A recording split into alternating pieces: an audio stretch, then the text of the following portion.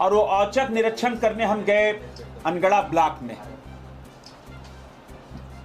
ऐसी समस्याएं कि अपने जीवन में हमने इतना भ्रष्टाचार नहीं देखा, अपने जीवन में हमने इतनी लाल फीताशाही नहीं देखी,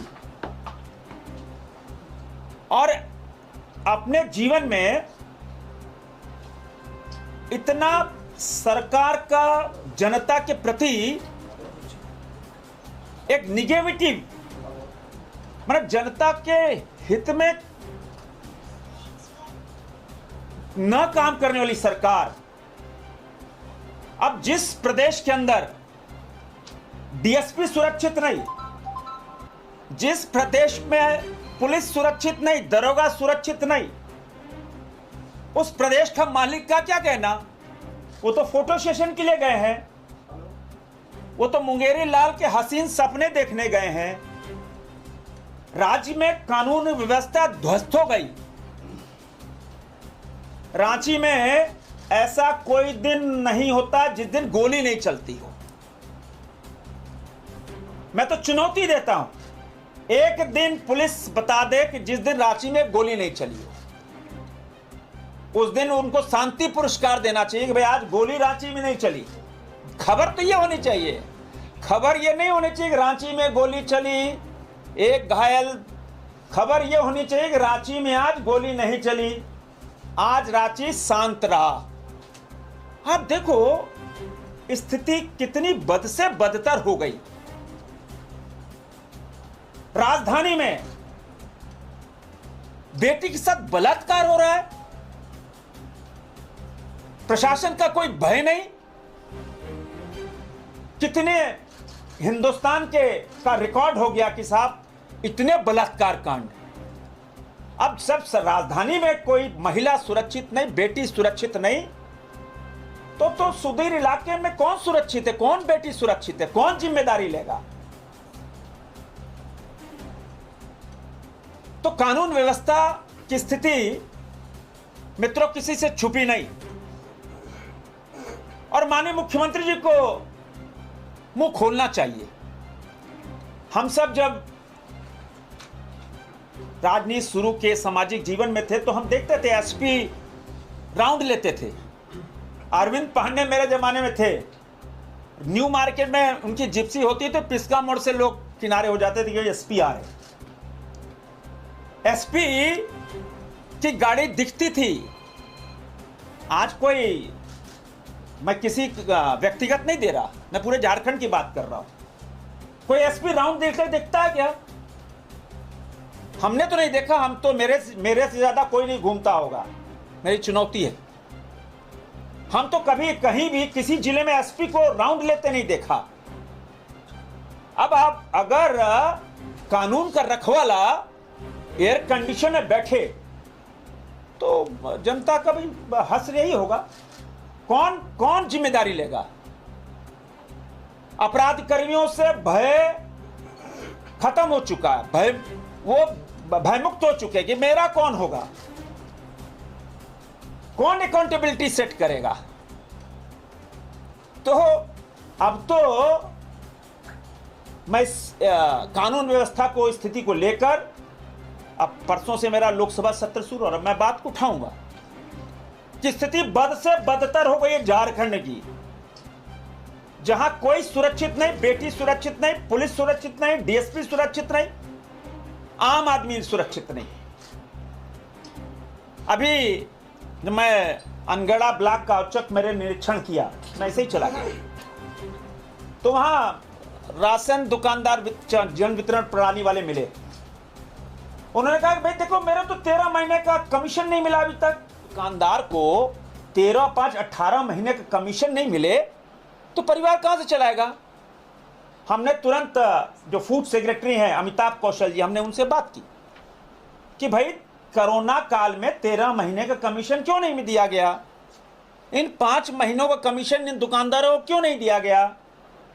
उन्होंने बताया कि भाई 5 महीने का कमीशन तो अभी हाँ देरी हो गई, अभी हमने रिलीज कर दिया, 5 महीने का कमीशन अब 2-4 दिन के अंदर पहुंच जाएगा। हाँ ना, 13 महीना कोरोना काल।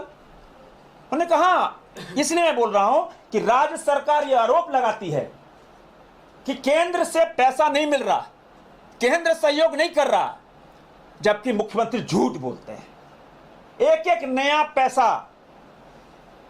नया पैसा झारखंड को मिलता है, और इन जो छोटे छोटे दुकानदार, जो दीदी चलाती है, समूह में चलाती है, ऐसे दुकानदार, राशन के दुकानदार, 13 महीने से पैसा नहीं मिला।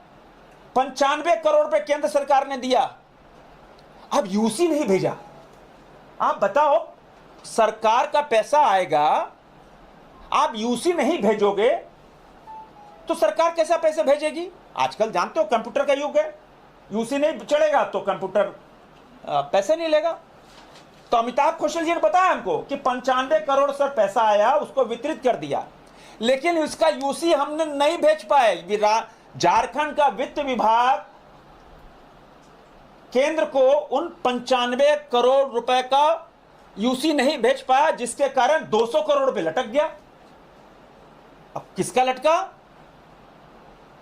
गांव गरीब किसान में जो राशन दुकान, छोटे छोटे बेरोजगार महिला दीदी दुकान चलाती है, उनका कमीशन रुक गया कोरोना के पहले 13 महीने का। दोषी कौन? क्या यह षड्यंत्र नहीं कि मोदी को बदनाम करो, मोदी को रोको? आपके पास एजेंडा कुछ नहीं है, बोलने के लिए कुछ नहीं है, करने के लिए कुछ नहीं है। आपका एक ही एजेंडा है, मोदी को रोको, मोदी को बदनाम करो। लेकिन जान लो, 140 करोड़ देशवासी के दिल में मोदी बैठे हैं। तुम राशन के दुकान का पैसा रोक लो, तुम जल जीवन मिशन फेल कर दो, तुम किसान सम्मान योजना का पैसा, उसमें जो 12 लाख किसान हैं उनको उनका पैसा नहीं मिले, आप गरीब कल्याण योजना के तहत जो मुफ्त राशन 3 सालों से मिल रहा है उसमें देरी कर दो, कितना देरी करो। लेकिन देश की जनता, झारखंड की जनता मोदी के साथ खड़ी है। मोदी मतलब विकास के साथ खड़ी, डेवलपमेंट के साथ खड़ी है। और मैं कह सकता हूं कि जब मैं था तो ब्लॉक में, प्रखंड कार्यालयों में मोटेशन कराने के लिए अब तो डेसिमल, क्या कहते हैं उसको, उसका हिसाब चलता है। कितना डेसिमल, आप समझ लीजिए, कितना पूछता है, कितना डेसिमल है, तब उसके हिसाब से गुणा भाग होता है, कितना डेसिमल में कैसा मोटेशन होना है। यह स्थिति हो गई। आदमी पसीना बहाता है, पसीना से कमाई करता है, चलो 3 डेसिमल 4 डेसिमल अपना झोपड़ पट्टी बनाने मकान में, पूछता है डेसिमल। सैया भय कोतवाल तो डर काहे का? बीडीओ सीओ नंगा नाच कर रहे हैं, नंगा नाच। मैं प्रमाण दूंगा, मुख्यमंत्री बुलाए हैं, प्रमाण देंगे। एक नगरी में एक जमीन के लिए लगातार 2 साल से नहीं दे रहा था, हमने 3 बार 4 बार पैरवी की, नहीं हुआ, काम नहीं हुआ, चढ़ावा दिया, काम हो गया। एक दूसरे दिन हो गया काम, दूसरे दिन हो गया। हिम्मत है सस्पेंड करो उसको। क्यों सीओ को मुख्यमंत्री बुलाए, हम चुनौती स्वीकार करते हैं। बिना पैसा चढ़ाए, बिना भेंट चढ़ाए झारखंड के अंदर कोई काम नहीं है। भ्रष्टाचार, हिंदुस्तान में सबसे ज्यादा भ्रष्टाचार कहीं बोल रहा तो झारखंड के अंदर बोल रहा है। मित्रों, बिजली की स्थिति तो भगवान मालिक है, और आप सब भी 2-4 होते हो। पिछले 4 दिनों के अंदर से सिल्ली ईचागढ़ में बिजली नहीं है। रांची राजधानी है, रांची में 10-10 घंटे बिजली नहीं रह रही। कहां तूफान आ गया भाई, कहां चक्रवात आ गया, कहां भारी बारिश हो गई, कहां टहनी टूट गई, कहां पेड़ गिर गया, कहां पोल गिर गया, कोई बताएगा क्या? ये बहानेबाजी मत करो। आप बिजली नहीं दे पा रहे हो, बिजली का आपूर्ति नहीं कर पा रहे हो, और आम लोग त्रस्त हैं। 4 दिन से मैं परेशान हूं सभी अधिकारियों। भाई, हमारे कुकड़ू में, निमडी में, चांडिल में बिजली नहीं है, सोनाहातू में बिजली नहीं है, बरंदा में बिजली नहीं है, बुड़मू में बिजली नहीं है। हम परेशान हो रहे हैं, बिजली नहीं, कोई जवाब देने वाला नहीं। कौन बिजली देगा भाई? आप बिजली नहीं दे सकते हो। और मैंने तो कहा था, पिछले 4 सालों के अंदर केंद्र की सरकार ने 55,000 ट्रांसफार्मर दिए। करोड़ों रुपए आपको पोल लगाने के लिए दिए। 25,000 गांव है इस प्रदेश के अंदर। 25,000 गांव में 25,000 इंटू 200, हर गांव में 200 पोल दिए। कहां गए पोल? कहां गए अंडरग्राउंड केबलिंग? कहां गए ओवरहेड केबलिंग? भारत सरकार पैसा दे रही है। टाइम जल जीवन मिशन को फेल करने के लिए एक बहुत बड़ा षड्यंत्र। अभी अपने इलाके में घूम रहे थे, अभी मेरा खिचड़ी में सबसे अंतिम गांव है, वहां कोई जाता नहीं। 150 फुट में पानी निकलेगा क्या? पूरे झारखंड की स्थिति कि मोदी के मिशन को फेल करो, तब 24 पहुंची किन्ने पानी सांसद जी, घर घर किन्ने नाल है। तो ये फेल करने की कैसे बदनाम करो? आप पैसा मोदी देंगे, प्रोजेक्ट मोदी देंगे, इंप्लीमेंटिंग एजेंसी राज्य सरकार होती है। ये षड्यंत्र, कैसे मोदी को बदनाम करो, कैसे सांसद को बदनाम करो। 150-200 फीट बोरी में कहीं पानी निकलेगा? क्यों नहीं एफआईआर करते हो? क्यों नहीं जेल भेजते हो ऐसे संवेदक को? प्रधानमंत्री सड़क योजना, हमने 216 किलोमीटर सड़क लाए। हम 200 अपने लोकसभा में 4 फरवरी को हमने शिलान्यास किया, नामकुम में और अनगढ़ा में। कोई 8 किलोमीटर, कोई 15 किलोमीटर ऐसी सड़क का। 4 फरवरी के बाद काम नहीं हुआ। कौन दोषी भाई? सांसद दोषी क्या? एक षड्यंत्र। काम रोको, ये प्रधानमंत्री सड़क योजना, इसका काम रोको, मोदी को बदनाम करो, सांसद को बदनाम करो। जब हमने चिट्ठी लिखी मुख्य सचिव को कि भाई देखो 4 फरवरी को हमने शिलान्यास किया, 5 महीने हो गए, जनता पूछ रही है कि काम कब होगा सांसद जी। सांसद ने अपना जिम्मेदारी पूरी कर ली कि हम पैसा लेके आए, 216 किलोमीटर हम लेके आए, टेंडर आपने कर दिया। सांसद सड़क नहीं बनाएगा, संवेदक बनाएगा। संवेदक को ब्लैक लिस्टेड करो। क्यों नहीं बनाया? उसको 1 इंच भी सड़क बनाने का अधिकार नहीं। 1 इंच भी सड़क बनाने का अधिकार नहीं, राज्य से ना केंद्र से। और ऐसे लोगों की सूची जो काम में देरी कर रहे हैं, ऐसे लोगों की सूची मैं सार्वजनिक करूंगा और केंद्र को भेजूंगा कि ऐसे लोगों को ब्लैक लिस्टेड करो जो आपको, मोदी को बदनाम करना चाहते हैं, सांसद को बदनाम करना चाहते हैं। और मेरा आग्रह है कि जहां जहां सड़कें बन रही हैं, गांव वाले, मुखिया, पंचायत समिति सदस्य, जिला परिषद सदस्य निरीक्षण करें। हालात ये पैदा हो गए भाई। अभी खान साहब बैठे हैं, सबीर खान जी बैठे हैं, मैं इनका परिचय करा दूं। आप सब मीडिया, मैं इनकी बहुत तारीफ करता हूं। सारे मीडिया कर्मी, रांची का सारा मीडिया इनकी तारीफ कर रहा है। ये कौन है? ये रातू रोड का एलिवेटेड रोड बना रहे। कैसे काम कर रहे हैं? अगर रातू रोड में नीचे चट्टान नहीं निकलते तो मेरा सारा पिलर खड़ा हो जाता आज की तारीख में। काम करने का तरीका देखो आप। हमें किसी तुलना नहीं कर रहा, लेकिन रांची की जनता, आप मीडिया मित्र रातू रोड का हमेशा बड़ाई कर रहे हैं कि हाँ रातू रोड में काम बहुत बढ़िया रहा, वो तेजी से हो रहा है। 25 में इनको देना है, 2025 में। कब तक दे देंगे आप? मार्च अप्रैल 2024 मार्च में दे देंगे, अप्रैल में। ये काम है 1 साल पहले। और काम की क्वालिटी देख लो आप, कहां का गुणवत्ता देख लो, किस गुणवत्ता से हमारा काम हो रहा है रातू रोड के अंदर। रातू रोड के इतिहास के लिए, रांची के इतिहास के लिए बहुत बड़ा उपहार है। और हमने इनसे भी आग्रह किया था, माननीय नितिन गडकरी से भी आग्रह किया था। अब मैं चाहता हूं, और ये मेहनत कर रहे हैं, हिंदुस्तान के जो 10 बढ़िया सुंदर एलिवेटेड रोड होंगे, उसमें रातू रोड का एलिवेटेड रोड होगा। उसमें हम सोहराय पेंटिंग करने जा रहे हैं। ये पूरी बुक है, देखो आप कैसे इनकी पेंटिंग्स होंगी। और नीचे से क्या लगा, स्टील प्लेट लगा रहे हैं। नीचे स्टील का प्लेट लगा रहे, उसमें लाइट्स मारेंगे, कहीं रंगीन लाइट, कहीं ब्लू, कहीं पीला, ऐसा करके उसको बहुत बहुत आकर्षक बनाने वाले हैं। अंदर और बाहर मैंने इनसे आग्रह किया था, फिर नितिन गडकरी जी से हमने आग्रह किया कि भाई सोहराय पेंटिंग हो और अच्छा लगे, कैसे और सुंदर लगे। अब ये देखिए हमारा झरने का प्रदेश है, अब ये झरना दिखेगा आप सबको। 30-30 कॉरिडोर का ब्यूटिफिकेशन करेंगे। हाँ जी, पूरे कॉरिडोर का ब्यूटिफिकेशन, पूरे कॉरिडोर का ब्यूटिफिकेशन, कहीं भगवान बिरसा मुंडा, कहीं सिद्धू कानू, कहीं चांद बैरो, कहीं झरना, कहीं कुछ। तो ये सब रातू रोड के एलिवेटेड रोड को और आकर्षक हो और सुंदर हो, ऐसा हम सब प्रयास कर रहे।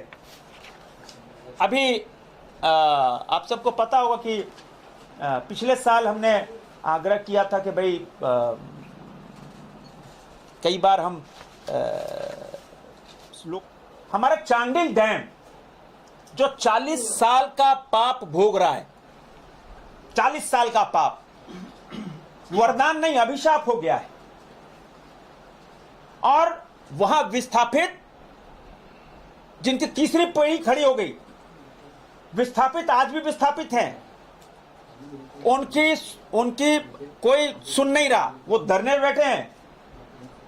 और उसका उस डैम का क्या उपयोग होगा, ये उस समय के कांग्रेस के बड़े बड़े नेता बता सकते हैं भी क्या था, कुछ नहीं। किंतु हमको वहां बहुत बड़ी हेरा फेरी दिख रही है उस चांडिल डैम के पूरे स्वर्णरेखा प्रोजेक्ट पे। तो मैं लोकसभा में ये रखने वाला हूं क्योंकि पूरे जब से चांडिल डैम बना है तब से उसकी सीबीआई जांच हो, ईडी जांच करे। जो विस्थापित हैं बेचारे आज भी गरीब हैं, आज भी पैसे के लिए मोहताज हो रहे हैं, और जो अधिकारी वो मौज कर रहे हैं, त्राहिमाम है, शर्म आती है ऐसे। तो मैं सीबीआई जांच की मांग कर रहा हूं, और ताकि उन विस्थापितों को न्याय मिल पाए, लोकसभा में रखूंगा, आग्रह करूंगा कि सीबीआई जांच हो। राज्य सरकार पूरी तरह कोई स्पंदन भी नहीं है, कोई देख भी नहीं रही है। भाई हमारे विस्थापित धरने बैठा, हमारा विस्थापित आंदोलित है, कोई सुध नहीं लेने वाला नहीं है, कोई सुध लेने वाला नहीं है। इसीलिए हमने कहा कि उसकी सीबीआई जांच हो। और आप सबको पता है गेतलसूद डैम है मेरा, और चांडिल डैम, हमने आरके सिंह हमारे मंत्री हैं, उनसे हमने आग्रह किया था कि देखिए उसका उपयोग होना चाहिए। तो हमने आग्रह किया कि फ्लोटिंग सोलर के माध्यम से हम विस्थापित गांव में बिजली दे पाए। हमने आग्रह किया था 2021 में ही, किंतु कोरोना आ गया। फिर हमने आग्रह किया तो माननीय मंत्री जी की हमको चिट्ठी आई 7वें महीने में। उन्होंने कहा कि गेतलसूद डैम, चांडिल डैम सहित कई अन्य डैम्स हैं जिनमें फ्लोटिंग सोलर लगेगा, जिससे विस्थापित गांव में हम बिजली दे पाएं, उनका उपयोग कर पाएं। यह फ्लोटिंग सोलर से कुछ हम बिजली उत्पादन कर पाएंगे। एक और बात बताएं, अभी आप सब जब झीरी जाते हो तो आप देखते हो कि झीरी में बहुत बड़ा पहाड़, लगभग 40 से 50 हजार वहां के नागरिक, किसी को कैंसर होना है, किसी को टीबी होना है, किसी को दमा होना है, कुछ होना है, पहाड़। तो पिछले साल हमने हरदीप पुरी जी हमारे मंत्री, हम उनके पास गए कि सर हमारे यहाँ सॉलिड वेस्ट मैनेजमेंट प्लांट नहीं है, अगर लगा देते तो बहुत अच्छा होता। वो तुरंत तैयार हुए। देखो हमारे मंत्री काम करने का तरीका, तुरंत तैयार हुए और उन्होंने कहा हम 150 मीट्रिक टन का प्लांट लगा देते हैं। हम खुशी खुशी रांची आए, हम स्मार्ट सिटी के बैठक में चले गए। वहां सीओ ने बताया कि सर 150 मीट्रिक टन नहीं, अगर 300 हो जाता तो बढ़िया होता। हम उसी शाम फिर भागे, हम उसी शाम को फिर दिल्ली गए क्योंकि फाइल जिंदा थी। हमने हरदीप पुरी से कहा सर हमसे गलती हो गई, 150 मीट्रिक टन नहीं, आप 300 मीट्रिक टन कर दो। तो आपको बताते हो हर्ष हो रहा है कि 300 मीट्रिक टन